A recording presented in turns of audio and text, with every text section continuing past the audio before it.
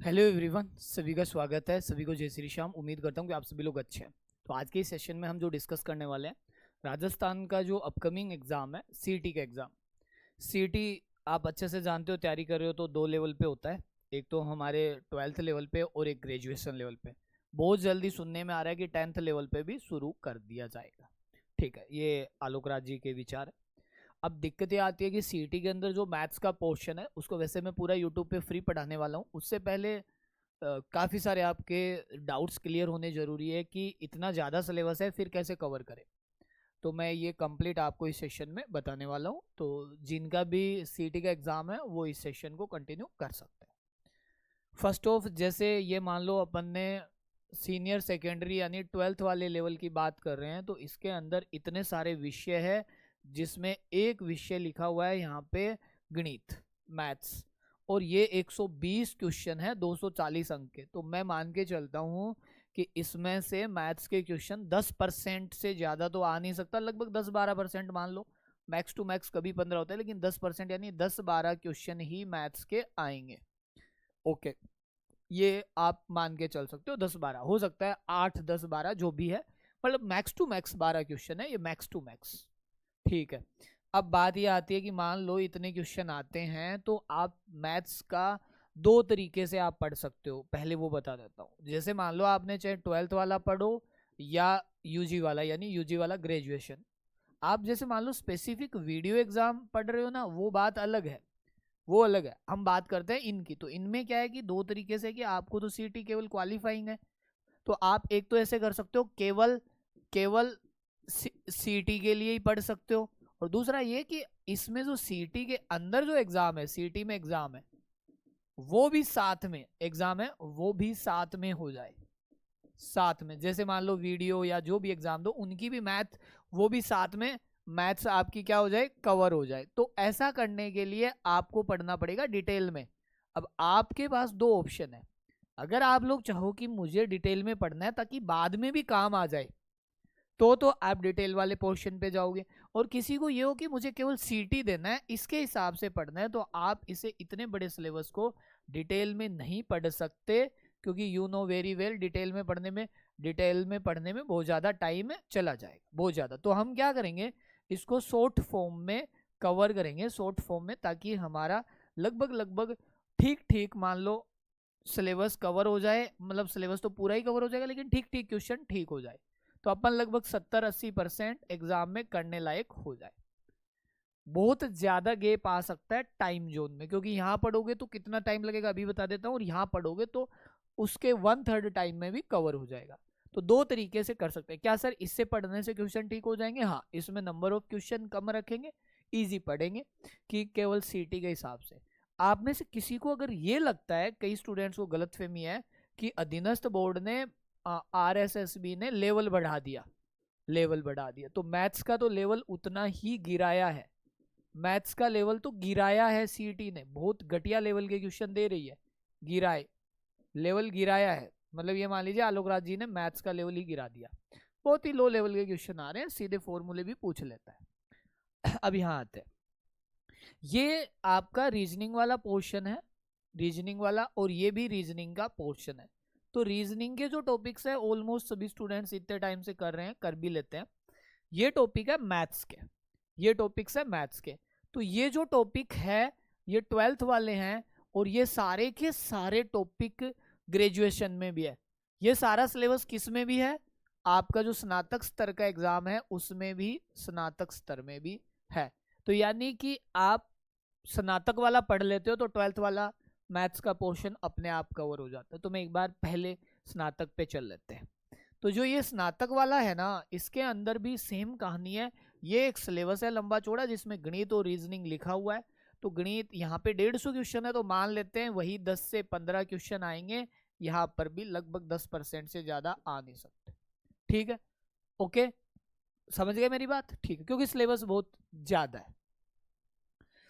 और हो सकता है कि भाई मैं 10-15 क्वेश्चन बताए तो 10 भी आ जाए, क्योंकि रीजनिंग भी है, तो हो सकता है रीजनिंग के 10 आ जाए। तो मैक्स टू मैक्स 10-15 क्वेश्चन होते हैं, ये बात मान के चलो। अपन तो 10 ही मान लो, ज्यादा लगे आपको किसी को 10 ही क्वेश्चन मान लो। ठीक है, अब 10 क्वेश्चन के लिए आप कितना पढ़ोगे वो आप पे डिपेंड है, ये सिलेबस है इसका। तो सिलेबस में ये पार्ट और ये टॉपिक लास्ट वाला, ये सारे टॉपिक है रीजनिंग के। किसके हैं? रीजनिंग के। बाकी सारे टॉपिक्स है मैथ्स के। तो ये जो रेड मार्क कर रखे हैं ये टॉपिक एक्स्ट्रा है, बाकी सारा सिलेबस कॉमन है।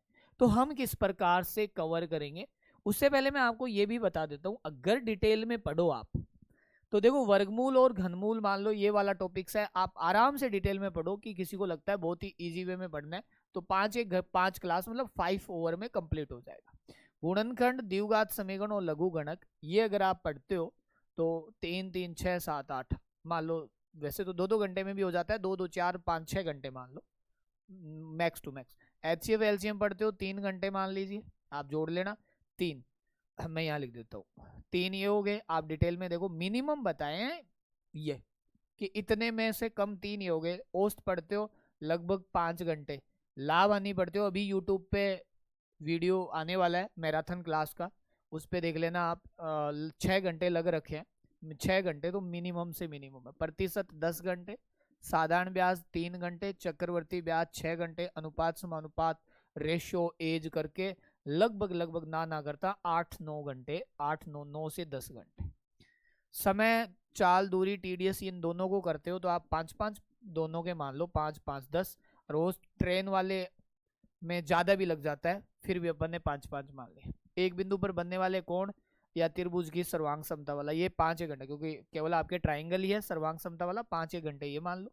आप ड्यूरेशन जोड़ लेना। त्रिभुज, वृत्त, दीर्घवृत्त, आयत, गोला ये क्षेत्रफल वाले पार्ट है और वॉल्यूम वाले पार्ट है, तो 2 चैप्टर है, 10-10 20 घंटे मान लो।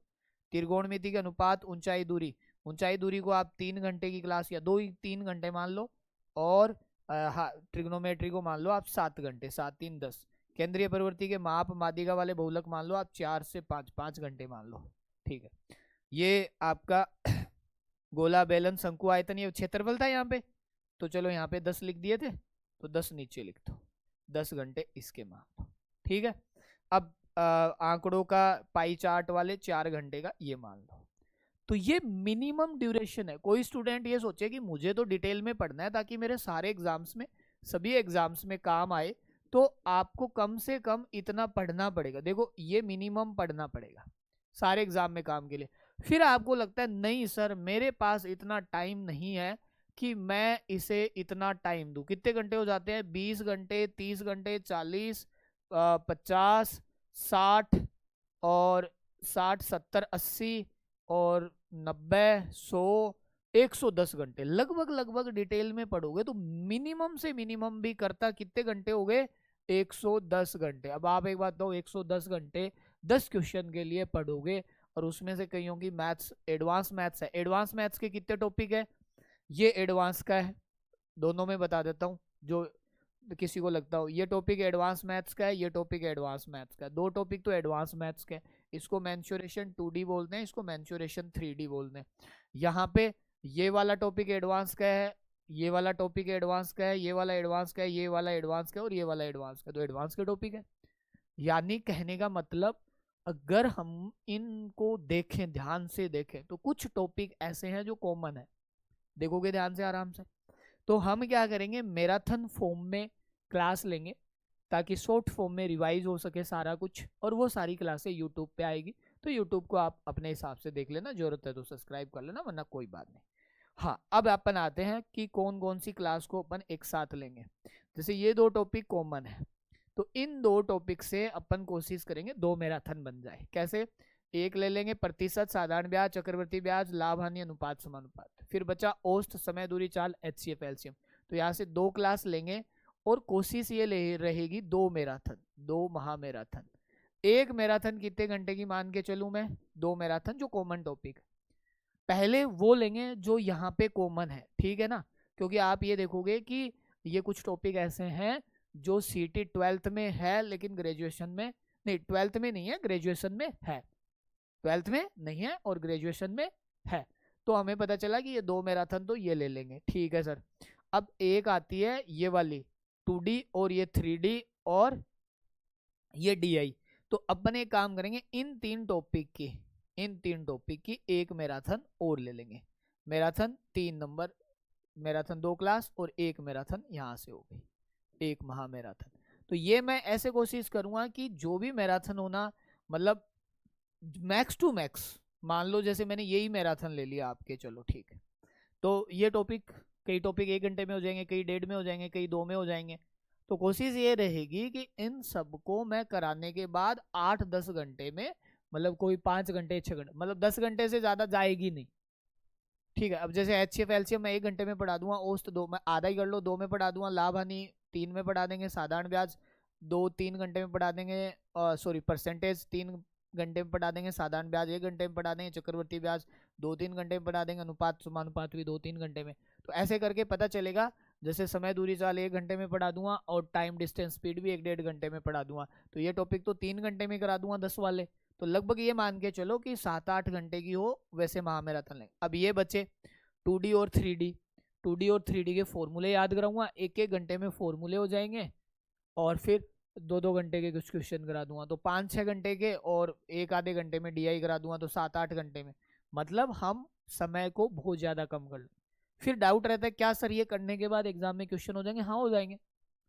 जो नोट्स दूं उनको वापस प्रिंट निकाल लेना, इन्हीं वीडियो को 2 बार देख लेना।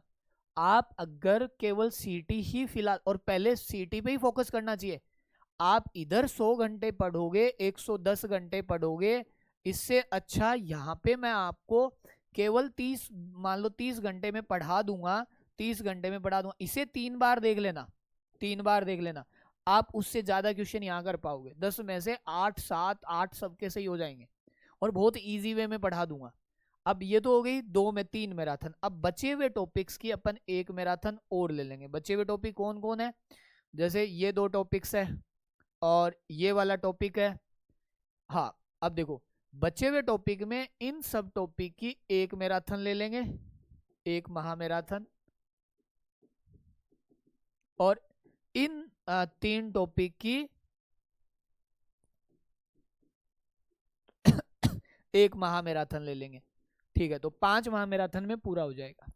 अब प्रॉब्लम ये आती है कई स्टूडेंट्स के कि डेली मैराथन क्लास तो आ नहीं सकती, क्योंकि डेली बनाने में, तो अपन क्या करेंगे, आपको जो भी क्लास रहेगा सबसे पहले अपन जो कॉमन टॉपिक्स है अर्थमेटिक वाली कर लेंगे। तो जो भी आपके अपडेट्स है तो टेलीग्राम ज्वाइन कर लो, देखो PDF यहीं पे मिलेगी, क्लास की PDF यहीं मिलेगी। ठीक है, आप टेलीग्राम पे रहेंगे, टेलीग्राम का नाम से सर्च कर लो, लिंक दिया हुआ होता है, या फिर यूट्यूब पे क्लास आपको यहाँ मिलेगी। ठीक है, सब कुछ ये सारी क्लासेज पहले से ही लिख रखा है मैंने, सारी क्लासेज फ्री रहेगी। करेंगे क्या कि अपन समय को ध्यान में रखते हुए, जैसे मान लो अपन ऐसे करेंगे कि मान लो पहले जैसे मैंने 1 महामैराथन ले दी, महामैराथन, जैसे मान लो फर्स्ट क्लास आ गई, फर्स्ट क्लास आ गई, फर्स्ट क्लास के बाद जैसे मान लो उसके बाद ये मान लो 4-5 दिन बाद सेकंड आ जाएगी, सेकंड क्लास, 4-5 दिन बाद सेकंड क्लास। ठीक है, और इसके जैसे मान लो 4-5 दिन हुए वापस, तो तीसरी क्लास। ठीक है, ऐसे मतलब अपन 4-5 दिन लेके चलते, तो ये मान लीजिए 1 वीक में 1 क्लास आराम से आ जाएगी, ध्यान दो। ठीक है, वैसे मैं क्लास दूसरे कंटेंट पे या दूसरे चैप्टर्स पे लेता रहूंगा, जैसे अपन ये हो गया, तो अपन एक कल कल ही कर लेंगे, चलो कल प्रॉफिट लॉस की 6 घंटे की महामैराथन लगा देता हूँ, वो बिल्कुल कॉन्सेप्ट वाली क्लास, कॉन्सेप्ट वाली, जो ये RS में नया टॉपिक जुड़ा है। अब जैसे RS की तैयारी करने वाले हैं तो वो सिरेमिक पे जुड़ सकते हैं, PSI वाले सिरेमिक पे जुड़ सकते हैं, अकेडमी ऑफलाइन क्लास भी सिरेमिक पे चलती है, तो वहाँ आप जुड़ सकते हो, सिरेमिक RS PSI वाले, समझ गए? तो इसलिए ये नया टॉपिक जुड़ा हुआ है RS के सिलेबस में, तो ये वहाँ पे हो चुका है यूट्यूब पे, तो ये टॉपिक आपको भी प्रोवाइड करवा देंगे। तो आप इस बात को समझिए कि हम आपके साथ यहाँ पे क्या करने वाले हैं, किसी भी प्रकार की कोई समस्या नहीं आए, आप इन चीज़ों को समझें, किसी भी प्रकार से कोई डाउट नहीं रहना चाहिए। एक एक इसके नोट्स आपको टेलीग्राम पे दे देंगे, नोट्स टेलीग्राम पे होंगे, नोट्स का प्रिंट निकालो, नोट्स टेलीग्राम पे, और वहाँ से कवर करो। तो CET के लिए इस बात का विशेष ध्यान रखें, अगर आपको CET देना है तो आपको बहुत लेंथी फॉर्मेट में मैथ्स नहीं पढ़नी है। हाँ, CET के बाद आपका जो भी एग्जाम है उसके लिए टाइम मिलेगा, तो उसके लिए अपन दोबारा पढ़ लेंगे। और ये फिलहाल तो देखो CET पास करना जरूरी है, ठीक है, सिलेबस बहुत ज़्यादा लंबा चौड़ा है, इसलिए अपन शॉर्ट फॉर्म में आराम से कवर हो जाए ऐसे मैं कवर करवा दूंगा। चलिए ठीक है, किसी भी प्रकार का कोई डाउट नहीं रहना चाहिए। मिलते हैं अपन कंटिन्यू मैराथन में। Thank you so much.